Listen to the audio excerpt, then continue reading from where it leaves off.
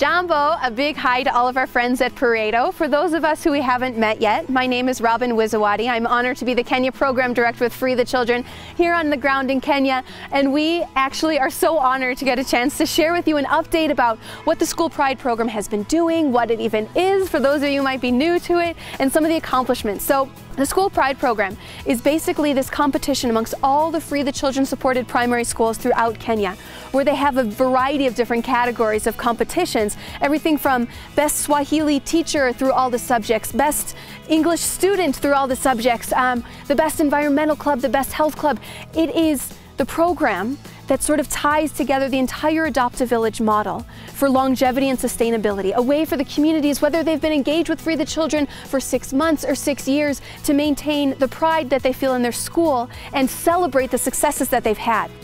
I want to thank Pareto, who has brought this School Pride program from the FTC.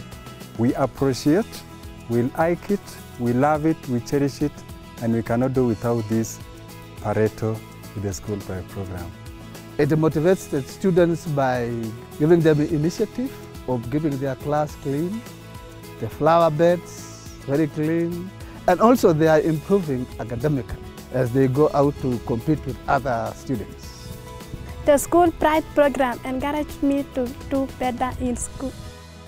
So from signs that the children will put in their school saying "Our school, our pride," to the posters and the newsletters that you guys at Pareto help us put together that go up inside all of the classrooms and the teachers' offices here at the school, to the chatter that goes on from parents to parents, community to community, along the roads or in the market town. It is the School Pride program that is the glue that is keeping the communities proud of what they've done and giving them that heightened goal of what they want to achieve.